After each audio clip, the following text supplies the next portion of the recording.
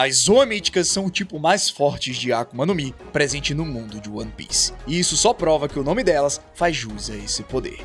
Afinal, apenas algo mítico seria capaz de sobrepor poderes como as Logias, que têm a capacidade de gerar energia quase infinita de um elemento em específico. De todas as frutas conhecidas na série, apenas 9 foram reveladas sendo dessa raridade, e dentre elas está o poder de Nika que o Luffy possui. De posse desse conhecimento, agora precisamos fazer aquela pergunta que sempre fazemos: como seria se o Luffy tivesse comido outras Zoa Míticas no lugar da fruta de Nika? Bom, como vocês já sabem, já falamos da fruta do Kaido anteriormente, e tirando a fruta do Deus do Sol, então nos restam 7. Sabendo disso então, eu resolvi falar de 3 que faltam. Nesse vídeo analisaremos a poderosa Hito no Mi modelo Daibutsu, do ex-almirante de frota Sengoku. Também teremos a Tori no Mi modelo Fênix, do ex-capitão da primeira divisão dos piratas do Barba Branca, Marco.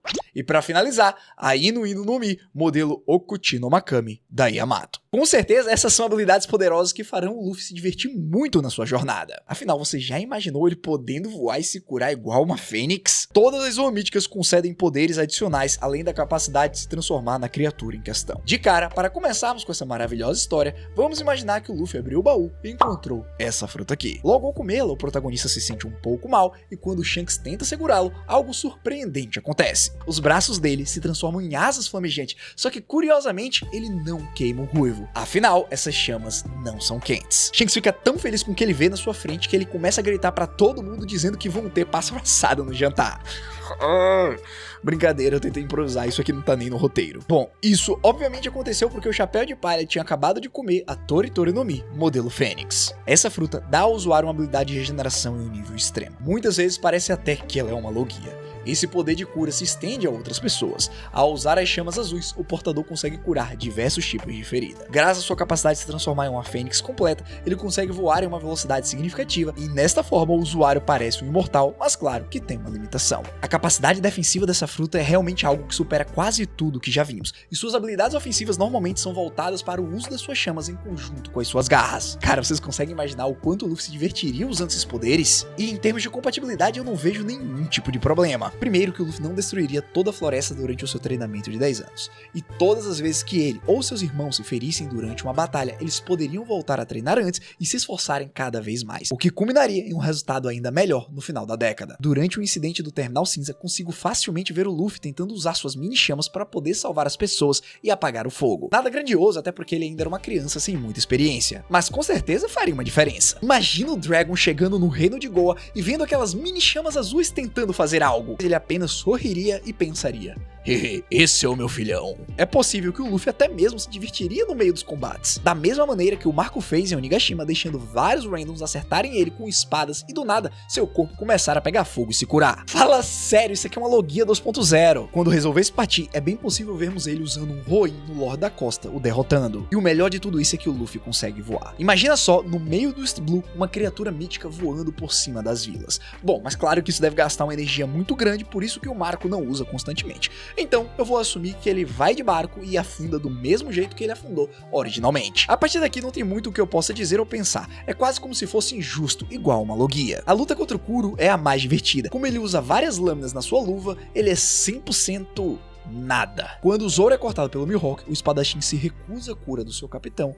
pois ele precisa passar pelo processo completo para poder evoluir em seu próprio caminho. Indo de cara para a Grand Line, nós vamos enfrentar o Crocoboy. Ao ver aquele pássaro gigante brilhando na sua frente, o Corsário sabe que tem que respeitar o menino Luffy. O ponto aqui é que ambos os lados são quase que inefetivos um contra o outro. Porém, Luffy se desgasta mais rapidamente, até porque ele tá sempre se curando. Levaria um tempo pro Chapéu de Palha descobrir a fraqueza do Chibukai, mas quando ele se liga no que tem que fazer, ele usa sua forma híbrida e dá vários chutes molhados super efetivos. Depois de uma intensa luta, ele sairia vencedor. Indo para a Ilha dos Céus, chegamos em um conflito bem interessante. Pra falar a verdade, até eu resolver fazer esse vídeo, eu nunca imaginei como a Tori no Mi reagiria contra Goro no Mi. Mas parando pra pensar só um pouquinho sobre isso, é realmente uma luta baseada em estamina e adaptação. Ao mesmo tempo que o Luffy não consegue passar pela intangibilidade do Deus Enel, ele também cura quase todo o dano causado, ao mesmo tempo que consegue ajudar seus companheiros que caíram. Pensando nisso, é só uma questão de tempo para que alguém alguém que tem conhecimento sobre questões climáticas bolasse uma estratégia para que eles conseguissem sair de lá vivos ou vitoriosos, ou que pelo menos fizessem o Enel fugir na sua arca da mesma maneira que ele fez originalmente. Eu queria muito falar pra vocês que a cena em Marineford do Luffy e do Ace juntos ia ser incrível. Pensa direitinho aí, no momento em que o Chapéu de Palha libertasse seu irmão, as chamas vermelhas do Punhos de Fogo se uniriam às chamas azuis do Luffy, gerando assim um espetáculo de cores durante a Guerra dos Maiorais. Mas não, infelizmente isso não acontece. Porém, não se preocupem, mais uma vez em um outro universo, o Ace é salvo graças à habilidade quebrada do Luffy, vulgo voar. O Chapéu de Palha consegue salvar o seu irmão quando ele estava sendo transportado de Impel Down para Marineford. Não se preocupem, a história não irá se repetir, uma coisa muito doida acontecerá, o que fará com que tudo se torne ainda mais interessante. Depois de devolver o Ace para o Barba Branca e impedir a guerra, Luffy tenta encontrar seus companheiros que foram separados pelo Kuma. Enquanto está a caminho da ilha Kuragaina, ele é interceptado pelo Teach e a sua tripulação. Após conhecer o Luffy Mokital, o Barba Negra colocou os olhos nele por possuir uma Akuma no Mi mítica, e como o Chapéu de Palha foi o responsável por cancelar a guerra e acabar com os planos do Teach, ele se tornou um alvo. Luffy então está sozinho, diante do pirata que derrotou seu irmão e o entregou para ser executado. Ele não tem a menor chance, seus poderes são rapidamente cancelados pela Yami Yami no Mi. Quando ele está prestes a ser morto, um poderoso corte de Haki passa destruindo tudo. Mihawk aparece dizendo que tem pessoas fazendo barulho perto da sua casa. Com a presença do espadachim mais forte do mundo em sua frente,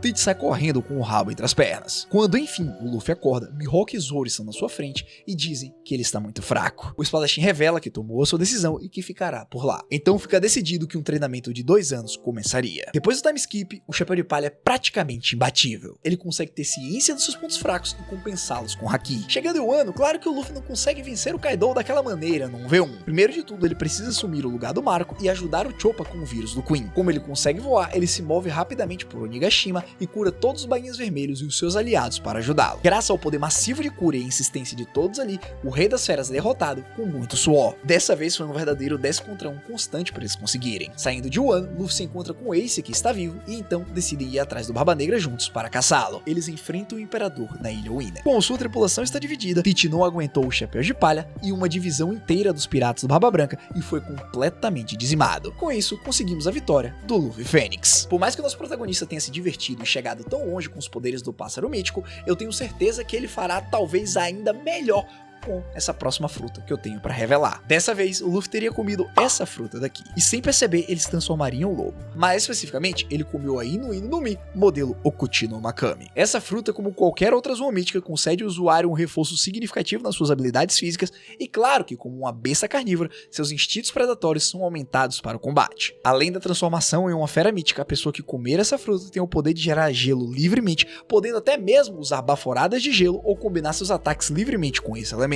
Essa é uma Akuma no Mi que talvez permitisse que o Luffy explorasse a sua liberdade e a sua maneira selvagem de ser ao extremo. Fora que, como ele sempre usa força bruta para lidar com seus adversários, eu tenho certeza que os poderes de gelo somados ao buff de uma criatura carnívora deixariam ele ainda mais fanático pela porradaria. Pensando nisso, contra o Crocodile, seria lindo de assistir o Luffy conjurando várias estacas de gelo enquanto as deixa derreter, causando assim muito dano no seu inimigo. Porém, avançando contra Goro Goro no Mi e um Haki da Observação bufado, eu não consigo imaginar como nosso protagonista passaria desse desafio. Infelizmente, é muito cedo para ele. Por mais que a fruta Okuchi no Makami seja basicamente um deus, uma entidade protetora da humanidade venerada pelos japoneses, seus poderes de gelo teoricamente não seriam suficientes para fazê-lo passar dessa situação. A menos que, assim como a Rie no Mi, ele conseguisse atingir o zero absoluto, congelando assim a condutividade do raio. A gente teria que assumir que o corpo dessa divindade é algo que aguentaria qualquer tipo de dano e que o seu gelo tem propriedades que cancelam a intangibilidade de uma logia. Por mais que eu ache que essa Akuma no Mi é a que mais se parece com o Luffy em termos de liberdades e maneira de lutar, infelizmente tenho que assumir que ele seria derrotado aqui, antes de atingir todo o seu potencial. Mas eu vou mais além. Acharam que eu iria parar por aqui, não é mesmo? Como eu falei, esse lobo é uma divindade protetora das pessoas e da humanidade, e a razão pela qual Yamato despertou esse poder é justamente porque ela quis proteger os cidadãos de Wano da tirania do seu próprio pai. Luffy estava lutando ali para proteger o povo de Skypiea e os seus companheiros, e isso claramente entraria na personalidade da sua Zoa, podendo assim fazê-lo despertar suas habilidades. Se chegarmos nesse ponto, nós sabemos do que uma Zoa mítica despertada é capaz. Mesmo que o Luffy não consiga congelar os raios do Enel, ele ganharia muito mais resistência, velocidade, estamina e ferocidade. velocidade. Seria só questão de tempo para ele conseguir criar um canabô de algum material isolante para meter a porrada no deus. Ou seja, aqui sim nós teríamos uma condição bem específica, o que nos levaria para a luta entre o bando e o Almirante do Gelo. Por mais que fosse bem interessante a gente fantasiar como seria essa luta gelo contra gelo, não tem muito que a gente possa discutir. A Aokiji é um almirante que possui hakis avançados, ou seja, o resultado seria o mesmo. Continuando, a grande diferença nessa história seria lá em Marineford. Vocês conseguem só imaginar um lobão brabão andando no meio de uma guerra congelando tudo? O Akainu ficaria puto e brigaria com o Aokiji dizendo que até mesmo o iniciante consegue produzir gelo melhor que ele. Fora que no momento que o Ace fosse dar as costas para o Almirante do Magma, muito possivelmente Luffy conseguiria bloquear aquele ataque com sua forma despertada. Pensando por esse lado, o Chapéu de Palha só pegaria seu irmão, colocaria ele nas suas costas e começaria a cavalgar uivando por aí. Claro que depois disso seria necessário um time skip para ele aprender Haki, e aí sim